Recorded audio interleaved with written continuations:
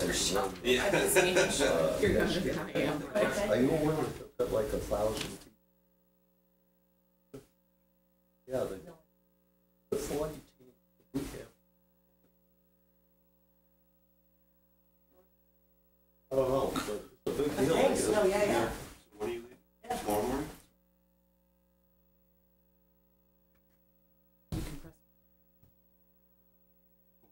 All no names today.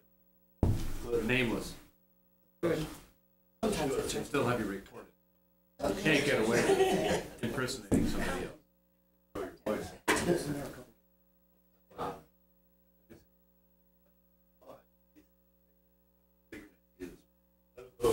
I do.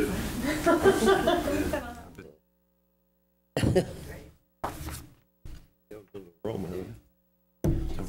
No, no. Good. You never know who you're gonna meet.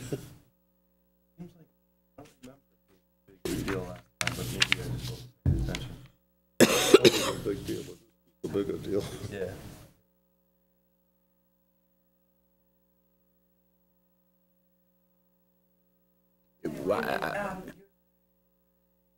Yeah, so it may have been sent out the 6th or maybe the 7th. You need to look at the minutes that were wrote. Maybe your computer was talking to mine, whatever it is. Actually, wasn't. You're being attacked by viruses. No, you're not. Yes, you are. And Yeah. screen freezes. We have to do January and December minutes. Sponsoring it, is it like a local league or? No, no, no. Just assume I everybody don't else think is the on. guy who's representing the guy that owns the. There isn't.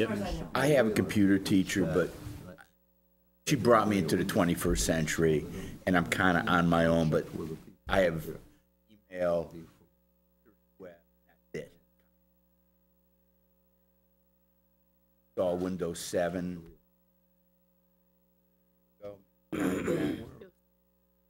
Virtually.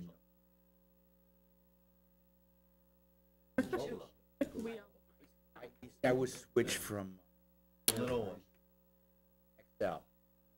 Maybe that was.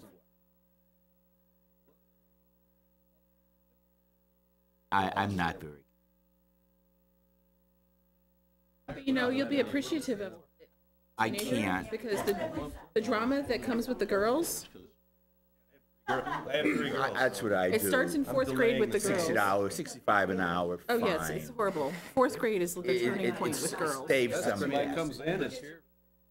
They become civil. It's just the weekend? My kids graduated college a few years ago, 1,500 pounds. Thank God there's no digital clocks. There used to be. Know as much as I need. Until they start dating.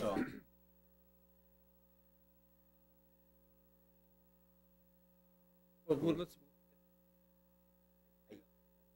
Forgot how to. They're like that for People the put rest of their pictures and lives. send, I don't know. Just how they're wired. Thank God nothing ever exciting happens. My son came up.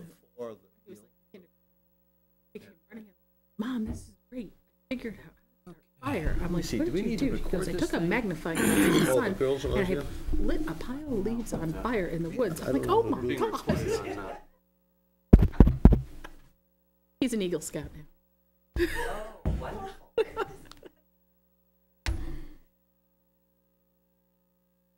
Oh, yeah. Someone a great husband.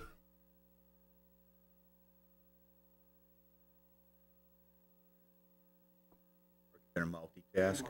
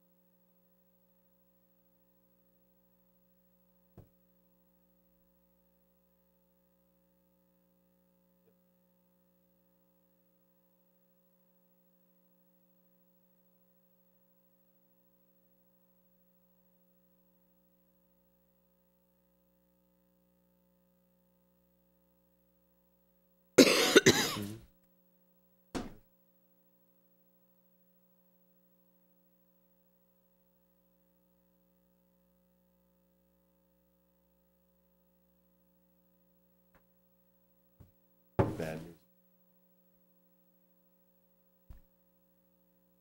Morning. I beat you out of the house. Sorry. I was like saying, any lights over there?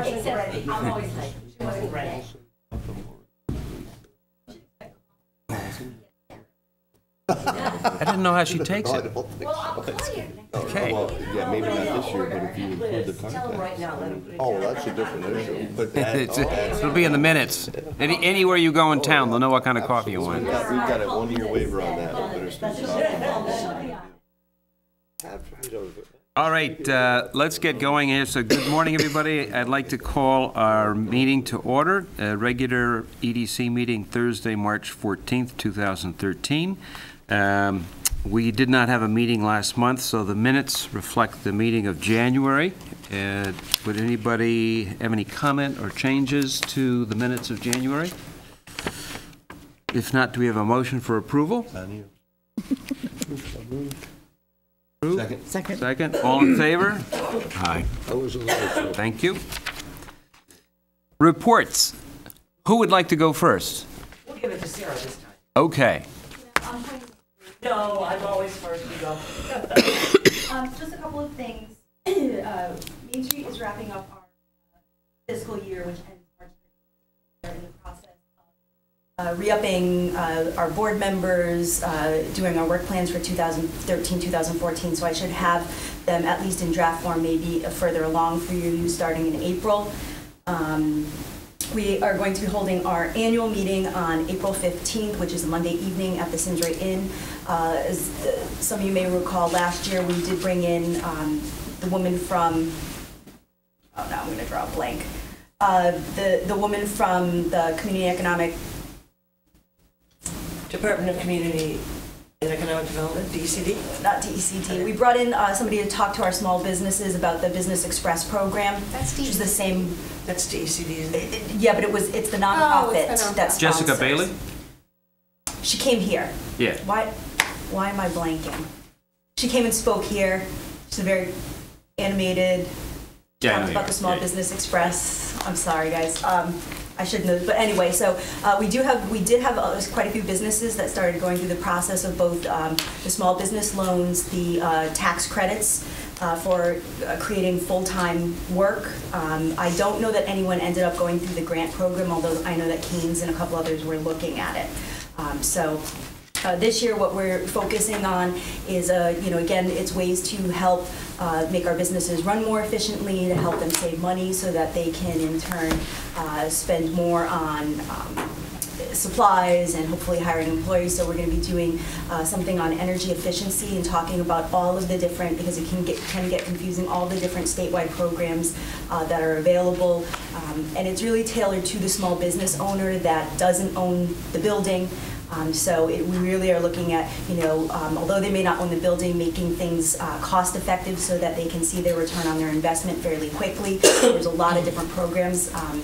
For those of you that don't know, the Simsbury Inn just went through this program. They happen to be a bigger user of energy, everything from their washing services to the kitchen, but they estimate that they are saving at least $60,000 a year currently.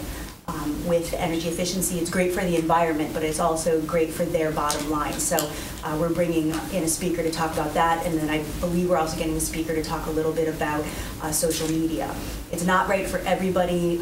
We're not suggesting that everybody needs a Twitter account and Foursquare and all these other things, but we want to remind people what's available and how to make it relevant, based on where they are. The PBS documentary on Gifford Pinchot went live this March. It was also shown on SCTV, our partner, but it was picked up nationally by 77 PBS affiliate stations starting this month. We're also working through that with the 4th grade Foresters program, and I think I mentioned this to the Board of Selectmen, but it's a nationwide program, and we're working to get all of the 4th grade, there's 5 4th grade schools. What will happen is on Arbor Day, which happens I believe April 26th of this year, they will each go home with a tree to plant and care for. There's no cost to the schools, there's no cost to the students, the district, anything. But what we're really doing is trying to, again, start that education process of, you know, how important the environment is. And I think it's really fitting that we're doing this in Simsbury because of Gifford Pinchot's legacy. So we'll keep you up to date on that. There will hopefully be other things. I know that the First Selectman is planning other events possibly for Arbor Day. We are already into marketing of Talcott Mountain Music Festival. I don't think I'm speaking out of school when I say that, you know, Simsbury, I think, takes a lot of pride in the fact that we're the summer home of the Hartford Symphony Orchestra. But I do know that the Hartford Symphony has, like many arts organizations, been constantly reevaluating where they're losing money and their bottom line. And Talcott Mountain has always been something that has been, I think, because of the weather and some of the other expenses, including renting trailers and bringing in box office and other things, has been something that has been more of a loss for them than anything. And so as they're renegotiating their contracts, the town, I think, has tried to really step up, ramp up our efforts to make sure that that is successful, especially this year. I think last year, again, I was told that the attendance had underperformed where they had been. And so the First Selectman did call a meeting, but we also, Main Street also works very closely with the Symphony. So we're hoping to roll out some sort of marketing program, both in concert with what the town is doing, but something on our own with the Symphony to really try to re-encourage people to attend. The problem, I think, for the Symphony has been that everything has been really weather dependent, and so people wait to purchase their tickets, and attendance figures have dropped, and it's, you know, it's very concerning because as they go through looking at their bottom line, we always want to make sure that the Talcott Mountain Series stays stays in Simsbury. So I'd also encourage the EDC to help be a part of some of these discussions and some of the things as they're going forward with negotiations, because it's critical. Sarah, do you want to talk about the kickoff thing at the... Yes, you can find more information on our website. We've had it on our homepage, shopsimsbury.com. But for the first year, we're excited that the Symphony will be doing a kickoff preview. It's in April, I believe. The date is on our website, but it's I think it's April 6th. And what they're doing for, I believe it's $75 a person. It's at the Riverview. They're going to do a kickoff concert, summer-themed, beach, summer attire themed, and we encourage all the residents to attend.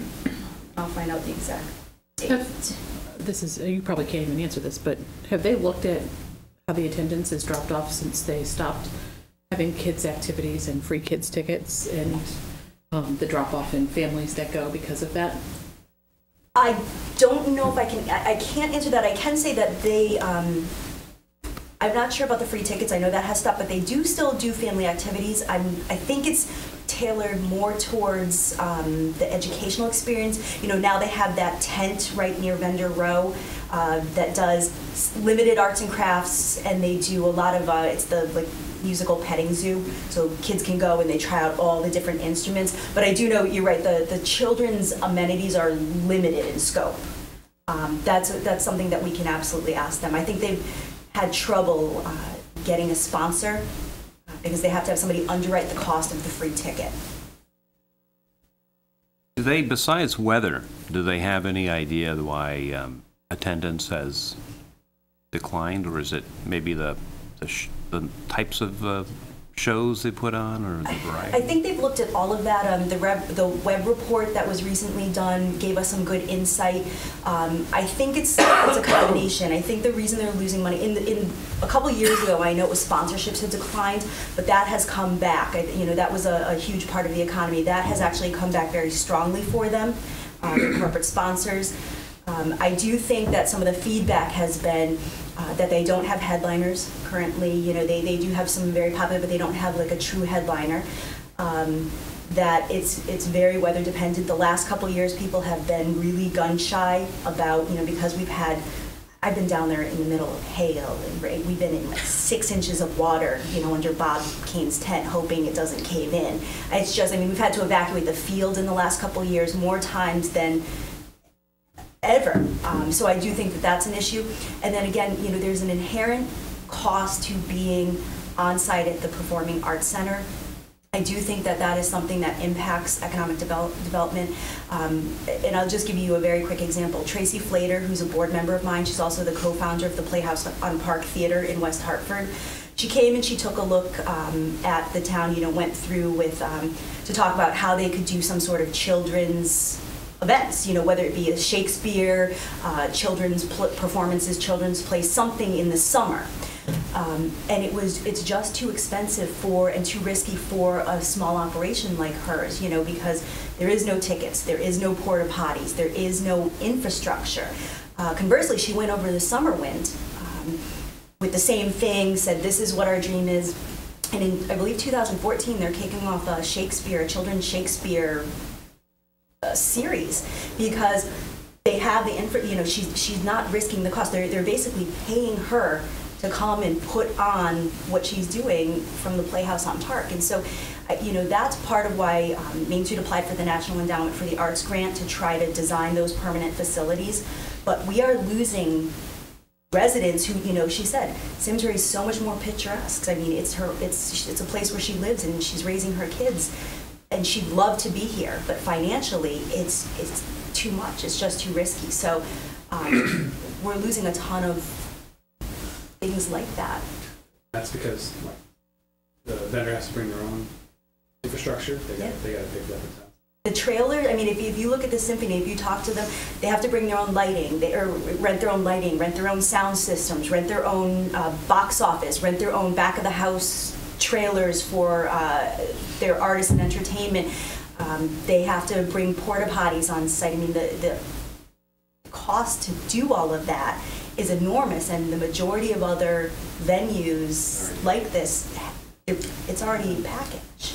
Sarah, back several months ago, the village was considering building additional backstage facilities for the symphony, dressing rooms, that sort of behind the stage activity, and that sponsored a consultant report comparing other cities, other venues, outside, inside venues, and the potential profitability or lack of for a local symphony or a home for the symphony. And it was pretty clear that these are not money makers. They enhance the community, the benefit of living here, so forth and so on. And there has been created a organization that Bob Hensley is heading up that is investigating private sponsorship. And I think in today's world, where we can expect to see less money from the state, less money from the federal government, there's going to be a screaming need for private-public sponsorships to enhance the community, to hold on to something we have. So the questions are, how can they make money? It's really not a moneymaker per se. It's so. And I agree with you in a lot of ways. Right now the way that the Performing Arts Center is, it's the summer home of the symphony. We do ancillary community events, but at the same time, while it sometimes, especially for I think on the town side, is not going to be a profit center. On the symphony side, it can't be such a huge loss year after year, because eventually they're going to look at it just like a business and say, we're losing money, we're hemorrhaging money perhaps from this event, and it makes more financial sense for us to pull out. And I'm not speaking for, I'm just saying that's something that we always have to be aware of, because one of the major reasons we built the band shell was the summer home of the symphony, so we don't want to lose them. We've had a great partnership with them. Yeah, I mean, the thought pattern, well, why don't we open it up to rap concerts and rock? No, and I'm not going there. No, we're not. It's not a direction. I'm talking specifically about Talcott Mountain and the Hartford Symphony Orchestra, not so much about any of the other.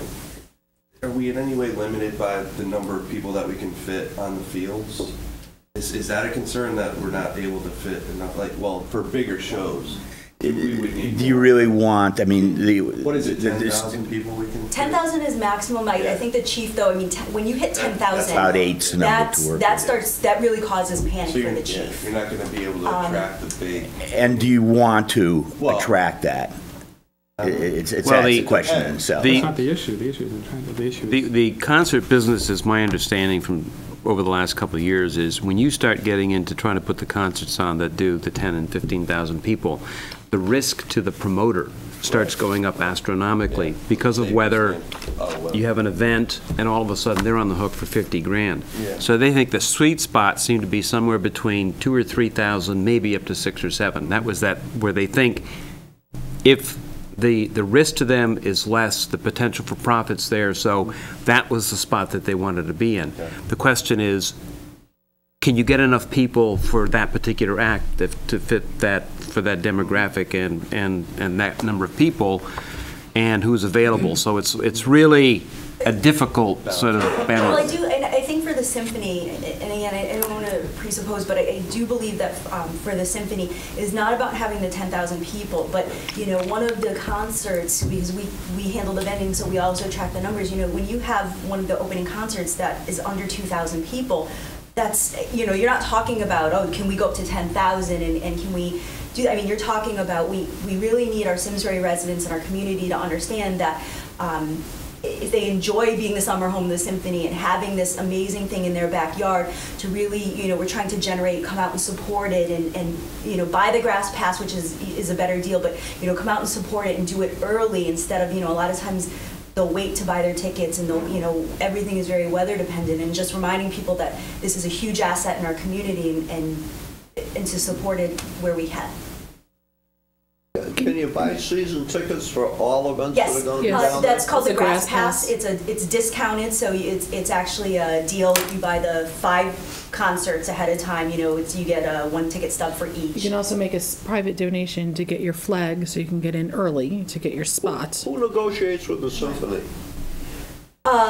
Somebody on behalf of the town. I'm guessing it's Bob Hensley, the Performing Arts Center board, along with the town attorney, and I know that the first selectman's involved. So that's, you know, but Can you encourage them to, because I don't know who to speak to, they don't really reach out to local businesses for sponsorship, and being a local business person, they do a great job trying to solicit corporate sponsorship, but I think everybody in town recognizes the value of having the symphony here, and they do not reach out to the local business community trying to get different levels of sponsorship from local people to be in their books each season, and they could earn a lot of revenue that way, and the PR goes a long way. Absolutely, I'll put that on the list. And I don't know if it's through the chamber or through how they would solicit those people. They actually have membership. They have membership development. They have a membership development team, which is supposed to be part of their bigger fundraising. But I do agree, you know, there are certain small businesses that consistently sponsor the symphony. But I think that as things have changed hands, they don't ask anybody new. They just kind of gone back to, you know, this person sponsors and this person sponsors. So I can absolutely add that. The other thing, just before I forget, the summer kickoff is actually Wednesday, April 3rd. It's at 6 p.m. It's at the Riverview. There's cocktails, food stations, and fun. And you can purchase tickets at the Hartford Symphony Orchestra the Hartford Symphony's website. Just to finish up, we are also going to be redoing our townwide mailing events this summer. We've done them in the past. Last year was the first year where we didn't do it, and we heard there was a huge, you know, there was a vacuum. It's the refrigerator postcard that goes out with all of the summer and fall events, kind of a place so that people can hang it up on their refrigerator. We usually get it in the mail, or we get it in the mail before the first Talking Mountain Music Festival concert. And we are looking at doing an open house slated for May for Eno. You haven't checked out all of the renovations that have been done. Main Street wrote the grant, the historic restoration grant on behalf of the town, and they finally finished a lot of the grant-related work. So there's been everything from the repairing of the limestone to painting. There's been a ton of upgrades, a ton of work done at Eno Memorial Hall. So if you haven't had a chance to take a look at that, you know, we encourage you to go through, and we'll be doing some sort of open house in May. Good, thank you. Any questions? Yep. Sir, you're out and around all the time with the local merchants. How do you sense businesses overall compared to prior years with the merchants? Do you have a feel for that? Yeah, I will say that in some sectors, business has either stayed steady or picked up, and I'll, especially use an example, it's weather-related stuff with all of the weather-related things. I know that the hardware stores have done very, very well. I think that some of our smaller boutique stores, and I'm not going to name names there, I don't think they'd appreciate, but there's some of our smaller boutique stores happen to have a smaller niche. I know that some of them have suffered a bit. I will say that I think that there is a general concern over the news of the Hartford, and I don't mean specifically, not talking about the tax base, for Main Street, and I think Rich Correa and myself have really talked about it, and we talked about it at the board. What we really anticipate the damage being is the trickle-down effect. You're going to see kids being pulled out of the daycares because people are being relocated to Windsor, and it's not convenient anymore to come in and drop their kids off. You're going to see the trickle-down effect at less lunches at, for example, Abigail's, less coffees bought at Dunkin' Donuts, things of that nature, and that's something I think that's very concerning as a whole. Less services, dry cleaning, things like that, as in response to that. So I think that in some sectors, businesses have done a little bit better. I think it's been very needs-driven. And quality, and people are recognizing that our small business owners have a great level of services, but where their niche is a little bit more narrow, I think in some areas it's hard. And then with the Hartford, it's concerning to the businesses. Yeah, my understanding is the Hartford, you probably know this, but they indicated to the town at this point that they expect to be out of the building as of right now in about 18 to 24 months. I know they supplied some data at Mary's request on, which I've always been interested in from a real estate standpoint, not the building, but as of, I guess it was year end, the number of people in Simsbury that work for the Hartford, whether it be downtown here or over in Windsor Locks. And for those groups, okay, the town has, I think it was 336 people that work for the Hartford in one section or another, one of the three areas or another. And out of that, there's some duplications, like a husband and wife would count in that number. But if you're looking at it from a property standpoint, take 10%. I just took 10% off, and it's about 300. It's just a data point. That's all. About 30. Well, I took, I said it was 336 or 339. 300 would be perhaps the number of homes. Not necessarily all those people are going to live or move out, right? What? Huh? They're not going to move out. I mean, it's a commute issue. I mean, it's 15 extra minutes. They're not going to move their house. Honestly, from a real estate standpoint, I look at it as an opportunity for residential real estate, because a lot of the people who relocated to the Simsbury facility were coming from the Plainville area. And if those people now need to go to Windsor or Mass Mutual, it's more apt that they're going to move closer to their workplace, potentially here, than continue the commute from Plainville. Essentially. Yeah, but your premise is that the total number of people, the Mass Mutual, with the Cigna people, are going to remain constant, and there's going to be a shrinkage on those. So I'm not sure how you conclude that the real estate is not going to be under stress.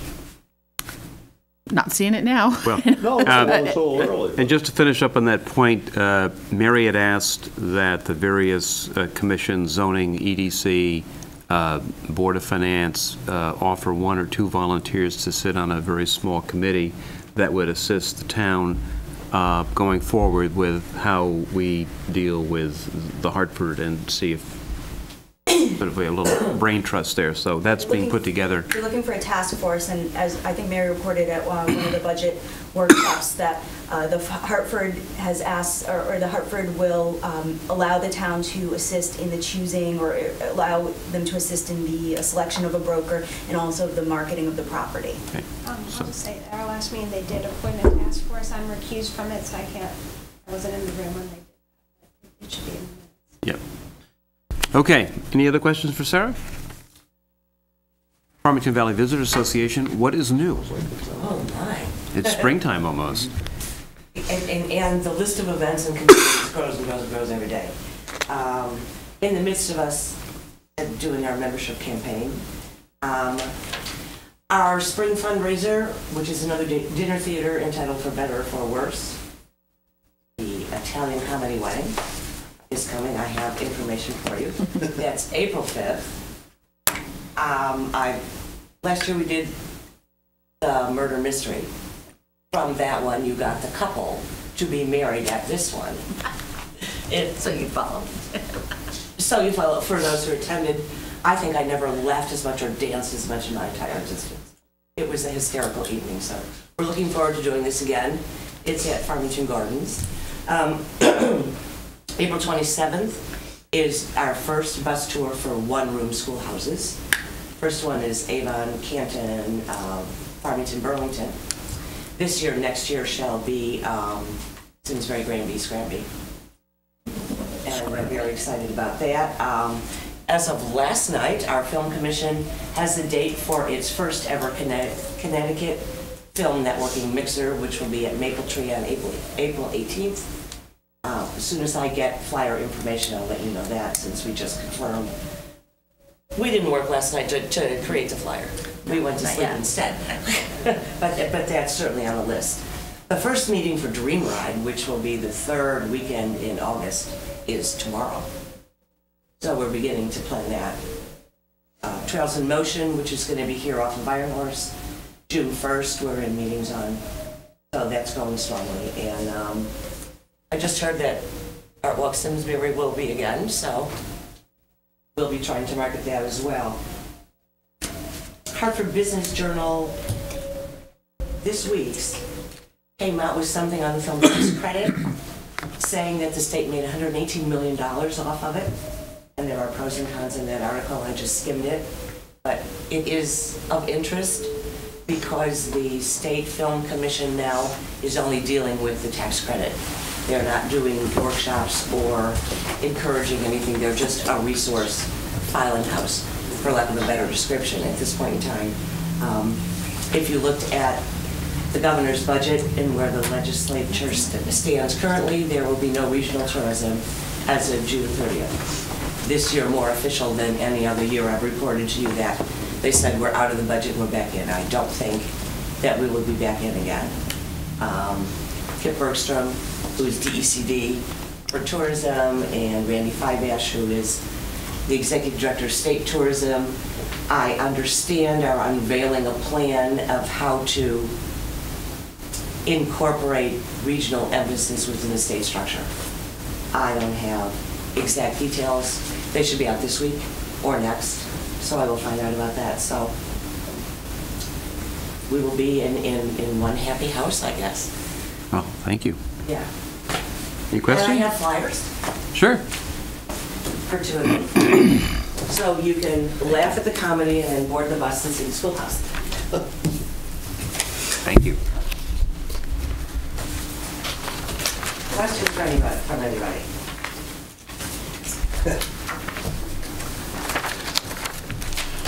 And since there's not everybody, you can have the double to be here. Oh, thank you. What else did I forget? Oh, you didn't? No, I just wanted to Okay. mention one. May I mention, since we're doing events, I wanted to mention one other thing. The tourism group is sponsoring our volunteer expo. Oh! And guess I didn't bring flyers, I but have to say something. I okay. can't read. I know. You're the only one. I thought it was a joke. I'm like, wow. It's not a It's joke. Russian. You got one. Maybe that's how Italians. Who didn't get one? Oh, my God. Mine is right. Oh, I love that. Who's supposed to go to? Wow. It's like some kind of joke. I'm like, Okay, so that's what Windows 7 did this morning when they made copies and I didn't look, I stapled Wow. at 6:30. Before your coffee. Is that I haven't Mandarin? had a cup of coffee yet. Oh, Mark didn't bring it. I can read just fine, Derek. I don't know what's wrong.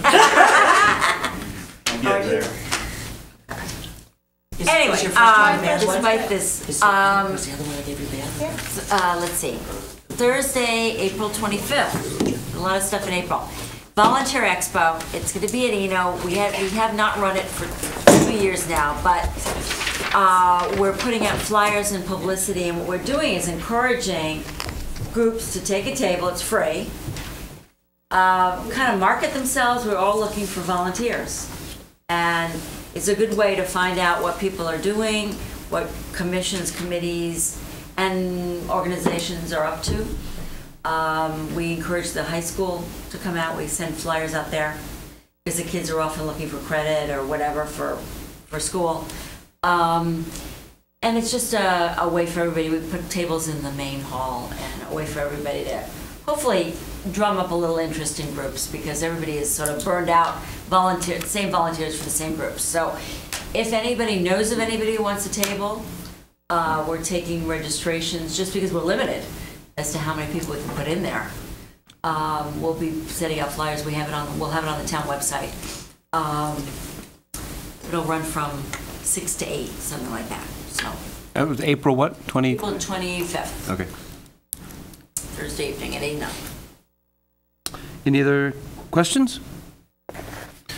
All right, thank you very much. The EDC website, item number 4, discussion on the front page and links. Our tech person was meant to come in today to talk about that, and if you've been to the EDC website, I think it's just 2 little teeny links, and I think that there's probably several more links I would put on.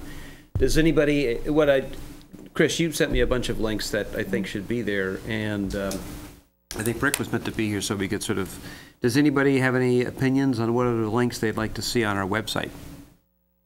Other than the ones I sent you. Yeah, but anybody else? You gave me a long list, and so... I do have a question, though. Maybe Lisa can answer this. I had, I know Mary was looking for people to volunteer as a, to review the website, a tech... We have authorized the tech website. We put out a thing in the flyer. I know, I responded to that. I don't know if they've made any decisions yet. No decisions. Okay. There was a period where we are accepting interest, and that period hasn't closed yet, but once that does, we'll start. And we're looking for people who have technology interest, but also people who would use the website, like seniors or mothers, or we want everything. It's not just tech, it's also communication. How are we using it to... This is somebody we're going to hire? No, it's a town, like a new town task committee. force. It's a task force. Yeah. I mean, one of the things we're looking at is Pam Lacko has agreed to chair it. So we do have a chair, and we're going to be looking at one of the first tasks is a review of the website. Are we doing what we meant to accomplish, was make it easy for our residents? The initial feedback we had was no. So we need to take a look at it and say, well, why isn't that working? And the only way you can do that is form focus groups and say, what is it you want from the task force? Like some of the things. But when they make you read this way, that's not. That's a bad start. Very bad. I mean, one thing that I discovered went on it. Someone said to me, "I can't find you on the website. I wanted to write you an email," and they called me, and I went on the website. I said, "Oh, okay." I'm going to click the government tab. I go to the government tab, and there's a picture of me, and nothing to click. And then it says federal government and state government. You can click there and get those state representatives, but you can't get your local government. And I was like, well, how can that be? So I'm looking around, going to departments, and it says, it lists all the town departments, and then boards and commissions. Like, oh, we're not a department. And then you have to click board on commissions, and then you get to the board of selectmen, and then you click your name. So 5 clicks. Yeah, you should do that on one front page. Right. So that was, I mean, there are lots of problems like that. And, a lot of the forms aren't up and people. So there's stuff we can do. So we're looking to see what people want. And now we actually have a website that can accomplish what people want. Before, if you wanted it, we didn't have the capacity to do it.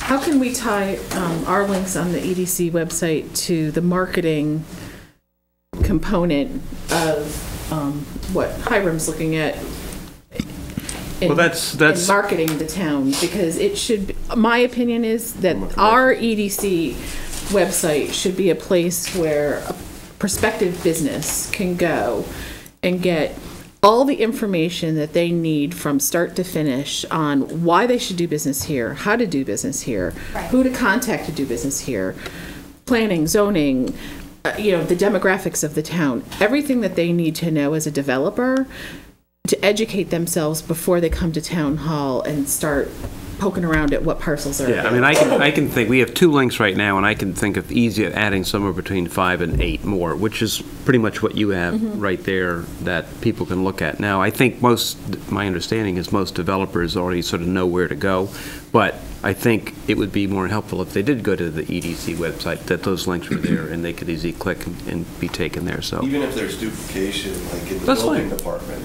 wherever a developer might, you have to think like, okay, well, where would a developer go? Maybe EDC, maybe, zoning, Yeah, I'd maybe. add planning and zoning, I would add, Might be duplication, but. I think that's what the goal was, actually, to do duplication, so you find it in multiple places, so Right. that you don't have to, it shouldn't just land in one Right. place, because you might not think to go there. Mhm. But you want multiple locations. But as soon as you click it, it takes you to the one Right. place.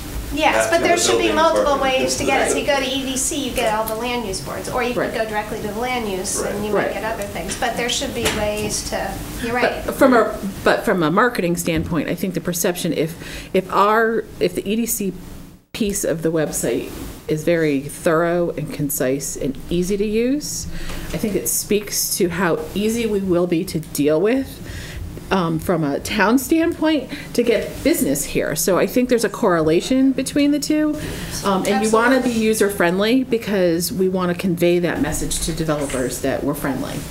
Well, I'll do this. At our next meeting, I'll bring a list, an extensive list of links, and we can have a discussion, and then let's pick the ones who we think we should be on, and we will vote on that, and then deliver that to Rick, and ask him to put that on pending further web, review or And whatever this else. is a process, so we can change it, it can grow You and got an evolve. excellent chair, We do. Pam Wacko. We absolutely do. She knows a lot And we'll be about it. reaching out to the business community on different aspects of the thing, so of course we welcome Main Street and Chambers and any other business participate. We'll be reaching out to the different focus groups who might use it, because you're right, you want to make it friendly for the groups who are going to use it. The face page, be a picture of the Hartford with an available sign in front of it. Just a silhouette. For sale or rent. No face. We could include the Hartford and Silhouette is say, very new nice. mansion available, Somebody really wants to show off. Yes. Do we know, I mean, Lisa knows, I had gone to a meeting a number of months ago, Rick Pisano, about a new company taking over the town website. Are we still going through with that? Well, we do have the new server, yeah, Oh, we have, it's it's been in play. unveiled, yeah. Oh, okay. So okay. that's why it looks differently, and that's and because it of does the new- enable us to do more things than the old website does, but now we need to Oh. implement that and make sure that it's accomplishing its goal. It's not that it's cool stuff, but it has to It meet needs a to be need. user-friendly. Right. Well, it needs to be, well, I think, I don't know if this is the question, but is there someone that maintains it? Who's responsible for maintaining Well, it? each department maintains Okay. their own, so Rick Pisano is obviously Right. the person who can help coordinate it, but one of the things we authorized last year and that they have been interviewing for is a communications person, and we're hoping that that person will also, it's a part-time position, but will also help the overall communication, not just press release, but how we communicate on social media, how are we communicating with our website, and sort of pulling it all together. Because you're right, we don't have anyone sort of thinking globally about content. We can each do our own thing, but there's no one saying, oh, Cohesiveness, yeah. planning did this might also impact here, maybe we should do that. I mean, so it has been a little disjointed, so we recognize that, and we have funded a position for that, and we're hoping that that will improve. But you're right, that is a weakness, and it's something we're working on. But to Ferg's point, I mean, I think when we come to a decision about who's going to be marketing the Hartford space for sale, and it'll be a long process, but we should have definitely a link to any offering materials that brokerage firm has. Yep, good idea. Okay. Any other questions on website? As I said, our next meeting, I'll bring up a list of links so we can have a discussion and go from there. Next on our agenda, report status marketing consultants proposals. I was on one of the, Lou and I were on one of the committees about choosing the consultant that would do the marketing study, a two-piece, which is the original piece laying out sort of the foundation and interviews with the local business people. The next piece is the bigger one of sort of really delving into the whole thing and coming back with a very large report about the town and the region. And we selected Fair Weather, I think they're called. We can finance the first part of it, which is $25,000. The second part is somewhere in the vicinity of $75,000 to $100,000. I think the town is going to kick in about 40 right now, and we're scrounging around for the other piece, but. We already authorized 20 from the previous year. Right. And we're looking for money in the budget for this year. And I know, Sarah, you had talked about looking at grants to get money to help on that as well. Yeah, we interviewed 3 candidates. We had proposals from about 8, and unanimously the committee went with Fair Weather as the people. They brought in 3 people, somebody that does sort of the numbers part, somebody that does the technology part, and somebody who does the advertising part, and they sort of all work together. They're not the same team, but they were rather impressive. And then Alan, talk about your thing with the village districts. The village districts, this is kind of an adjunct of the charrette we had, and village district is simply an area which we think we can improve the local property tax base, and preserving and enhancing the characteristics of the community. It's very broad-based, but in essence, there is such a myriad of zoning and regulation. If a district can be delved, a village district, it can be maintained and skirt some of the inherent regulations, but is also bound by other regulations. And we chose one firm from Cambridge, Massachusetts, Lynch Carr, and we're considering a second, Planometrics, which is a local firm. And we are still communicating what we want. And this is for the parts of town which are the Southern Gateway, the Northern Gateway, Terriffill, West Simsbury, Weetop, and how best they can be modified, working, with the local stakeholders very, very closely. What can be done to enhance it, to develop the town center? It's a very encompassing project.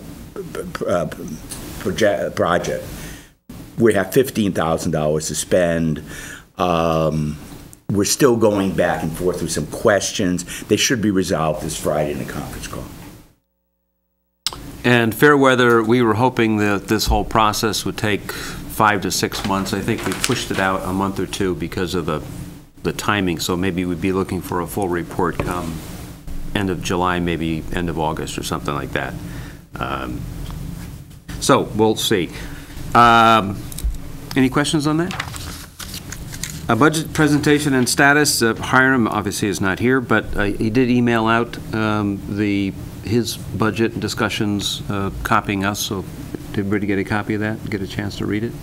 It's very exciting. So, okay. We'll discuss that. Big Y, he's not here, but the last thing I heard, the only thing about the Big Y project was that they had to meet with the state of Connecticut regarding curb cuts and that kind of stuff on Route 10. And if that was successfully completed, then the project could go ahead. My understanding, is this correct, Sarah, that they're talking about building this thing out in 6 to 7 months? The plan is for them to start fairly quickly. I think Ed Pavich, when we were in the marketing study, we were talking afterwards, they have very aggressive plans to try to They're talking like opening the store in the fall. Yes, it was slated for, I think, October. Right. So that was the last hurdle. My understanding from the town, we're fine except for that piece. And I know that Hiram and Rich Sawitsky both attended the meeting after the day of the last that last interview. Right. They had a 1 o'clock meeting with Department of Transportation. Do you know how that went? I believe everything was fine. Okay.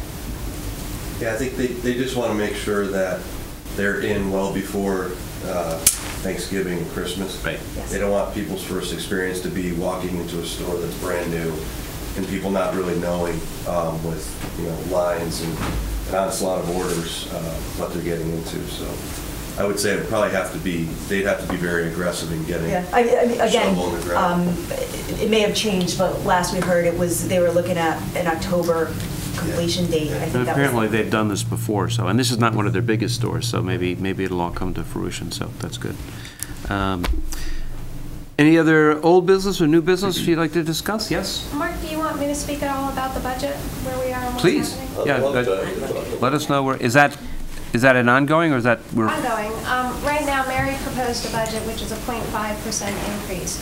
One of the challenges we have this year, I don't know if you know, but I've been pretty active in looking at our pensions. We did a report by Hooker and Holcomb to take a look at the state of them and how they compare with other pensions. And one of the things we found was that there was a little bit disparity between what the town was contributing and what unions were compared with other things. So we use that as a basis of negotiation, and our employees have absolutely stepped up. They've done their part to help sort of get that back more into equilibrium. So that was the first thing we did. Then the second thing we did is we did an experience study, which is a best practice that you should do every 5 years, and you look at the assumptions, like how long people are going to live, how long they work, what's the average salary increase, and what are we earning on our investments.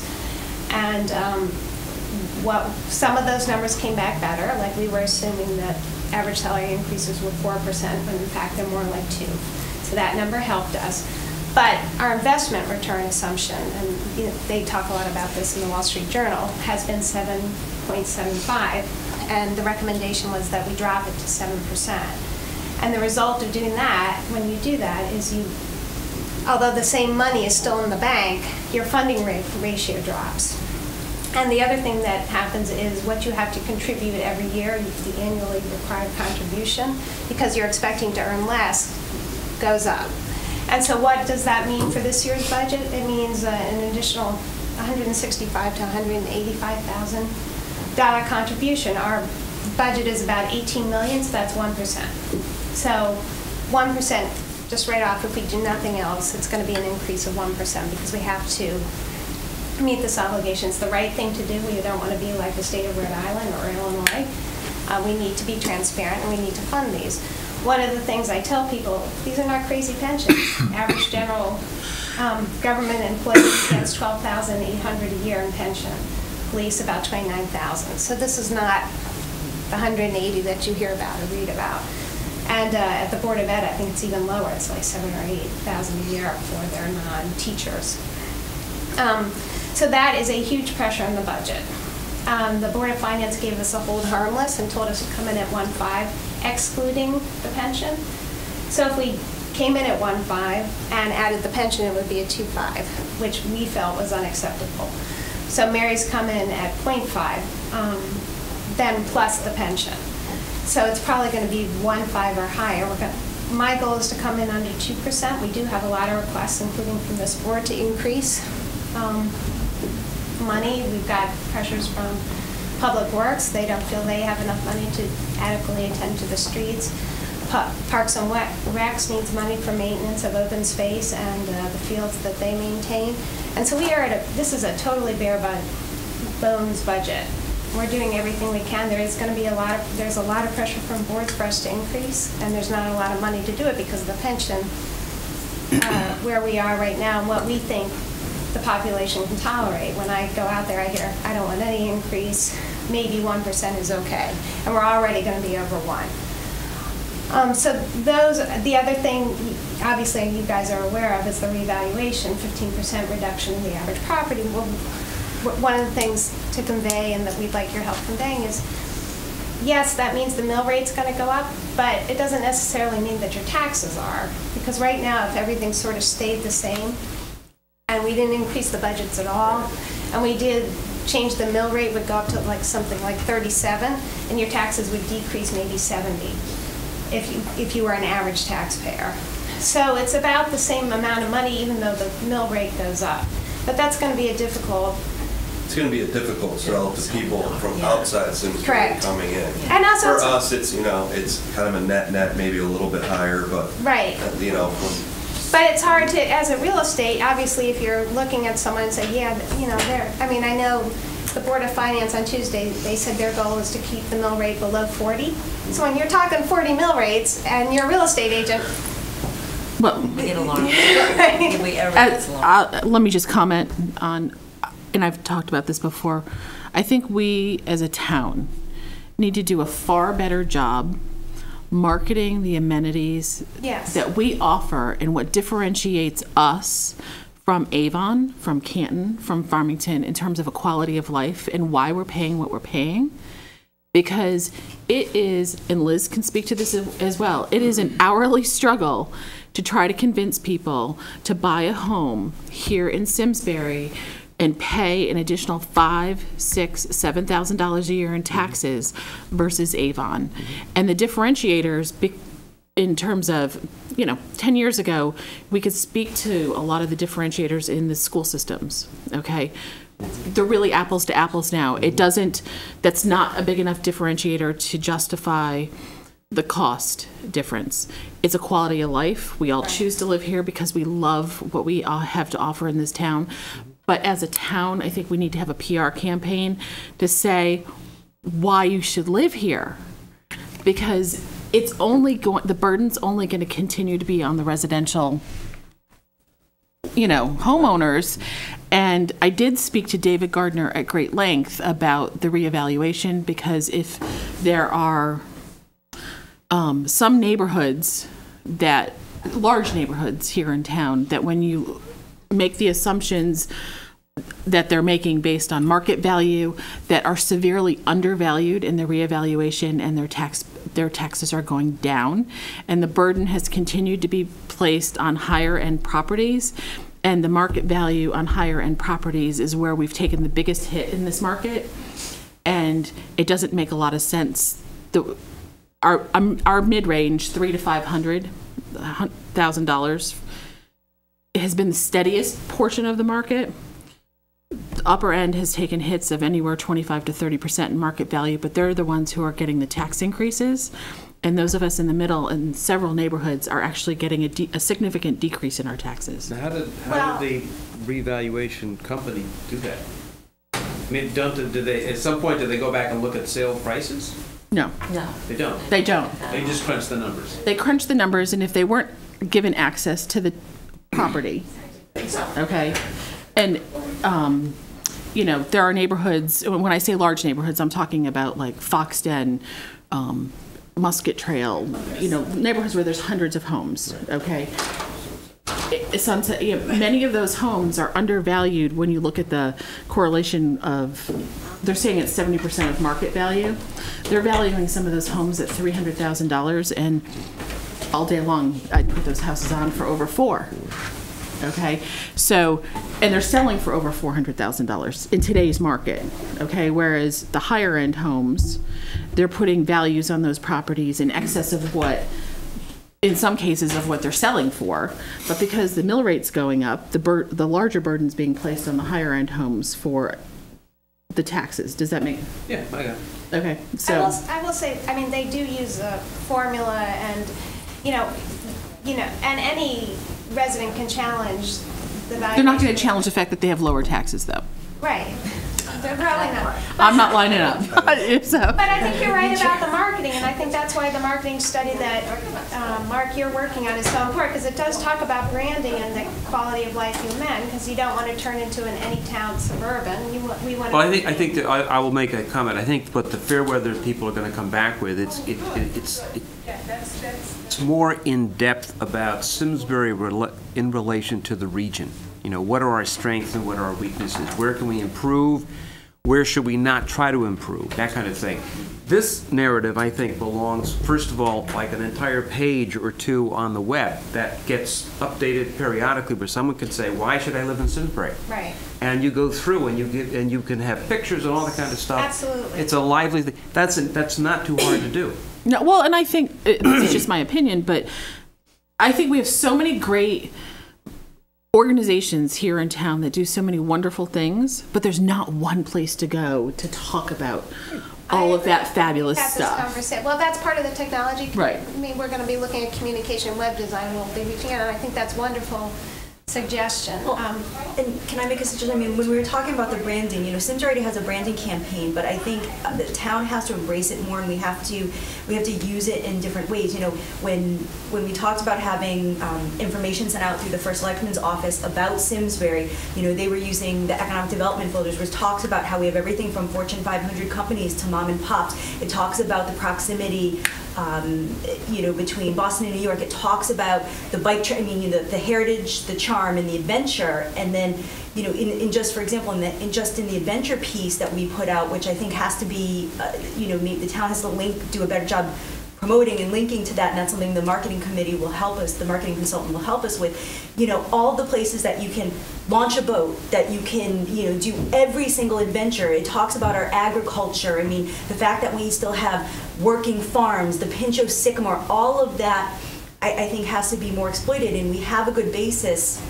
But, you know, we did the branding campaign, which was like $100,000 through grants, but we did it several years ago, and it needs to keep getting disseminated. It needs to be more than just the annual report, you know, that, and I think that that's a place where Main Street can come in, because we've already done such a huge amount of branding and worked with all these different organizations, but it does need better legs, and we recognize that. It needs to be taken to that next level. I would say that should be on the website, and it should be kept fresh. Everywhere, everything. I mean, we already have a great inventory of photographs that Main Street is allowed to use, and therefore the town is allowed to use without paying fees, you know, from everybody from Rich Wagner to Ray Padron and other local photographers. We have a great inventory of all of this. We have the collection and the maps and all of that, but we do, and we recognize we didn't have that second piece to move it into everything. Well, that's part of the reason we did hire the part-time Yes. position communications, because you're right, this was a lag, and you can't do it without the staff. Yes. And I know we're hesitant to do that, but we've now come to the conclusion, it's crucial. Just getting back to the budget, one last thing that's out there that you should be aware of, and we call it Carmageddon, is the car tax. That's That's a good word. No, it is. But seriously, if it disappears, that's $6 million in revenue for the town of Simsbury. We have an $18 million budget. That's a third of our budget. I can't even comprehend the Your impact budget that would is have. X, that happened. What are the politicians saying in Hartford? Well, we're hearing that most are against it, but on the other hand, it is a tax reduction for the middle class. It has to have a vote. If you're a renter, it's a great deal. Yeah, right. They have to have a vote of the legislature Yes. on that, though, Yeah, right? yeah. And when will that be, do you know? No, I don't think it's going to pass. I'm hopeful that there is a little common sense out there.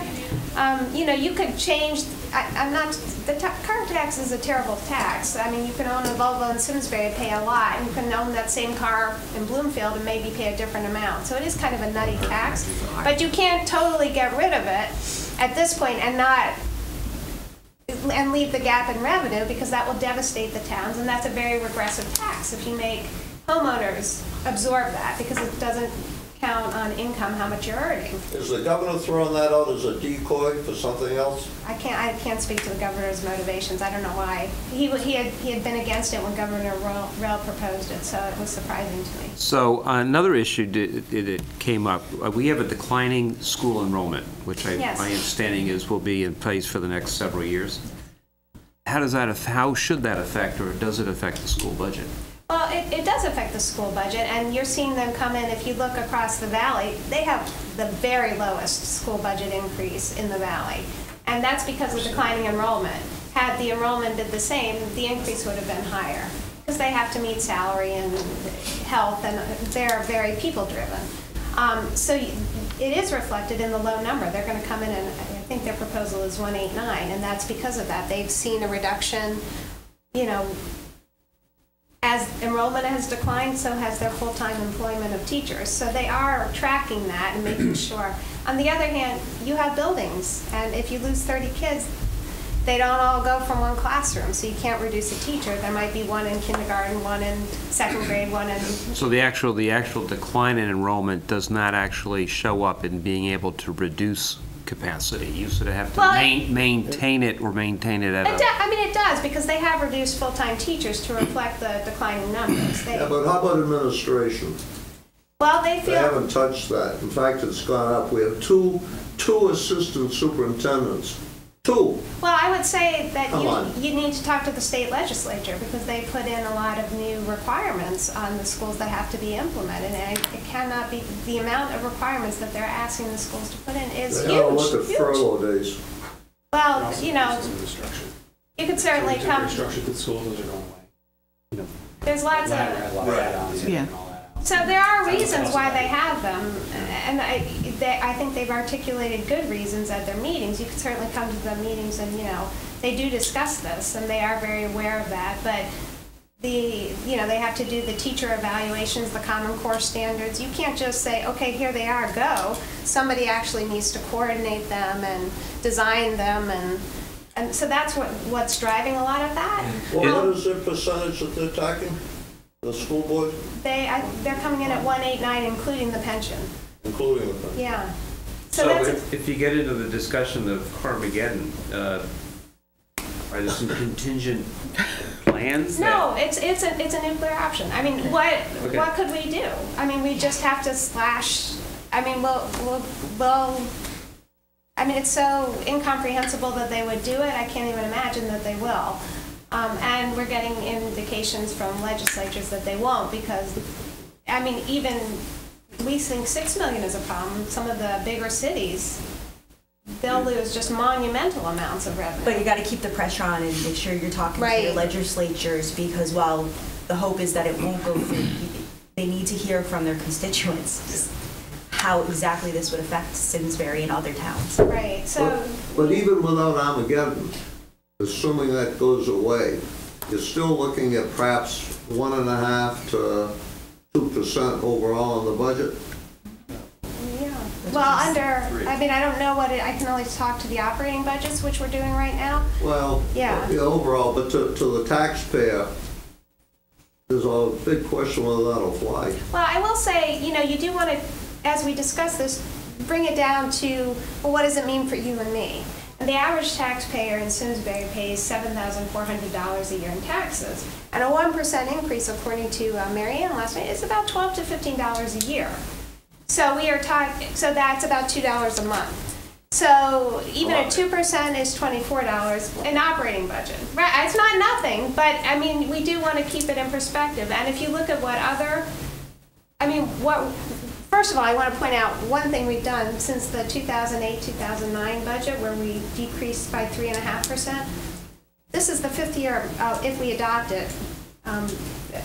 Well, we're just at Mary's proposed budget. The Board of Selectmen has adopted, but with Mary's proposed budget, it would be 5th year in a row. We've come in below the 2009. I mean, that's very respectable, but 80% of our budget is BOE, and that's really where we've got to manage our increases. Yeah, unfortunately, that's a very separate budget. Right. I don't have anything to do with that. I can only control what the Board of Selectmen does. Absolutely. But, they do take comments. They have public audience. If you have a concern, I have found them that they're very willing to explain why they do it, and there's rationales for all their decisions. This is not, and Matt has done a great job containing costs, looking for efficiencies.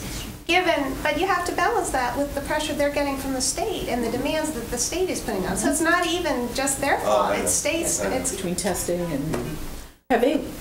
You probably don't know this, but have they, or you may, have they entertained the idea of, with declining enrollment, of not being able to continue to maintain 5 elementary schools? They did do a space evaluation, and so I know that they're working on that. I mean, they are really thinking about everything, and I think they're considering, there are a lot of trailers out there, and so the question is there still the need for them? And I don't remember what they've decided, but I know they're looking at that, so you may see some of the trailers reduced, which is the cost of maintenance, and so that will be a savings. They are actually, I think they're doing a wonderful job in sort of looking at all the issues, but also having to deal with the reality of what they're being given by the state. And well, keep in mind, they have pressures now about increases for security in all of our buildings. And we're going to be looking, that's another thing that won't come to us yet. Costly.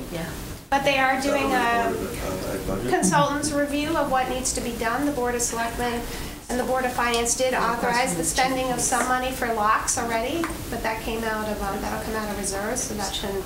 But after the consultant's report, some schools are putting in police officers in every school. That's about $100,000 a school. We have 7, that's $700,000. I don't know that that's going to be our recommendation in Simsbury, given that we're a pretty safe community, but for some communities. So was Newtown?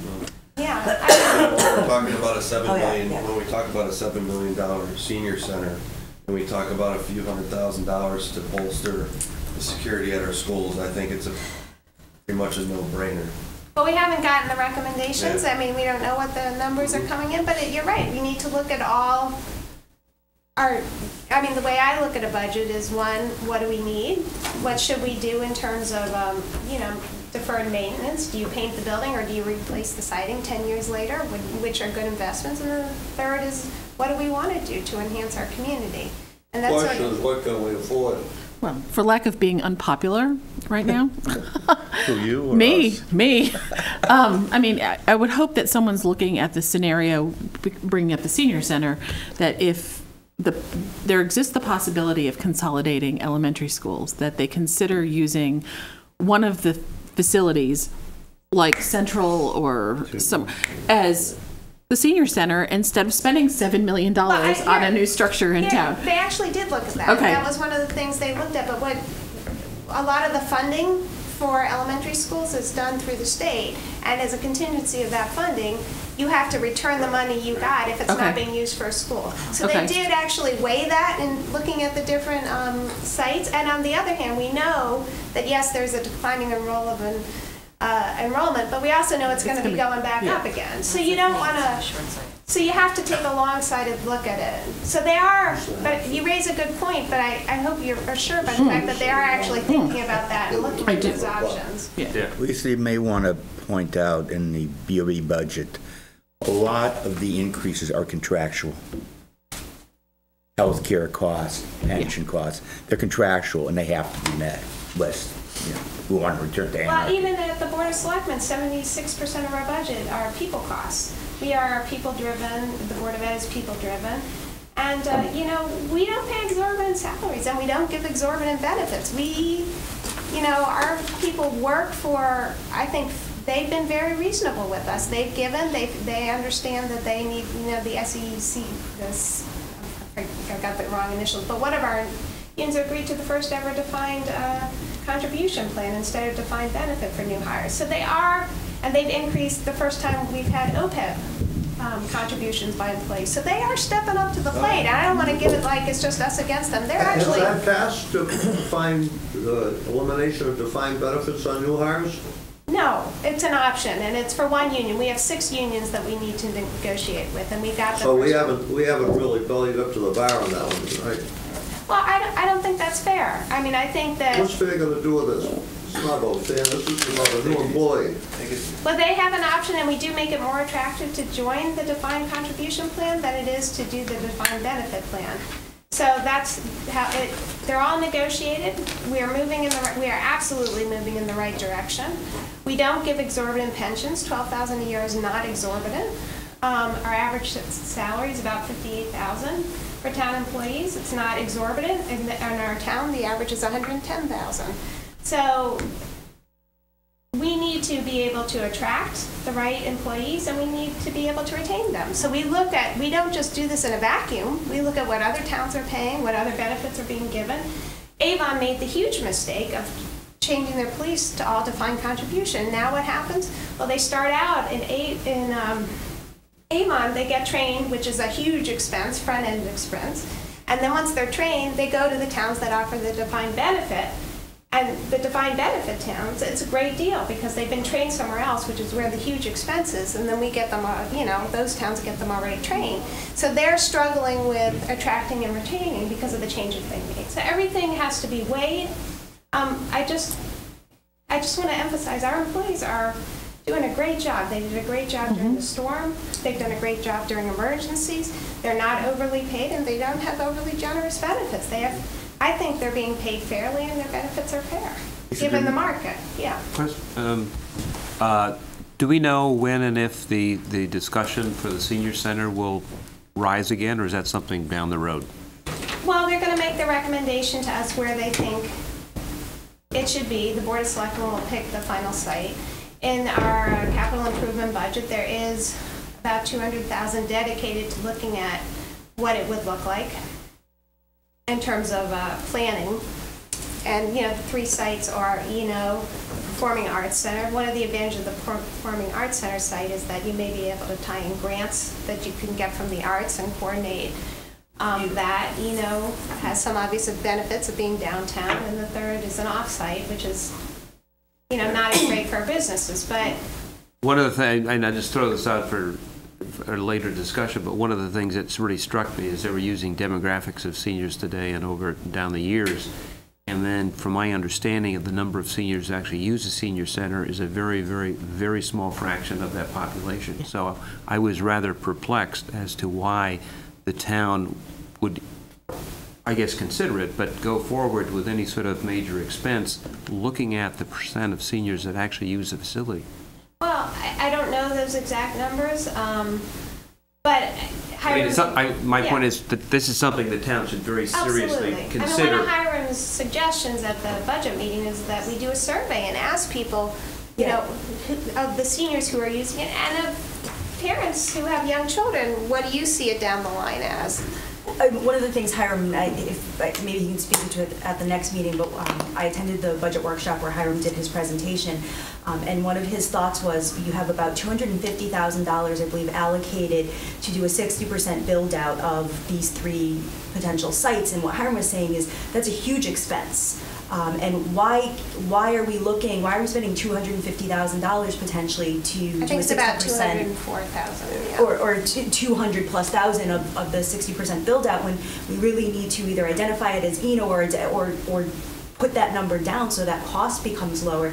And if you look at it in comparison, the Ensign Bickford gift is $175,000. If we're going to spend more than that on a 60% build out of these potential sites, and so that I think one of the recommendations that he had made to the, I know one of the recommendations he made to the Board of Selectmen was that expense is, it's out of keeping with, you know, what should be I think, done. you know, as it was explained to me, and maybe I got that wrong, is that it will be from the one site that is chosen, and that we won't be doing. I think we're looking at clarification, because from what he understood, it was actually either 2 potentially. We will 3 get sites. clarification on that. That was not my understanding of what it's going to be used for. But as part of that, we probably should do a survey and say, to your point, how many people use it? How many people do we plan on using it? And does it make sense? Particularly when there's been, over the last several years, a move afoot to reduce seniors' property taxes.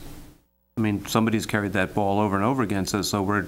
Well, we'll be looking at all that. I mean, we have reached out to the senior community. This is not just somebody's crazy idea. We're hearing this, that the seniors want this. And they, very little, right now, 7 out of 10 of their tax dollars are going to education. And so they're like, well, can we get some benefit out of our taxes too? And that's a fair question for them to ask as well.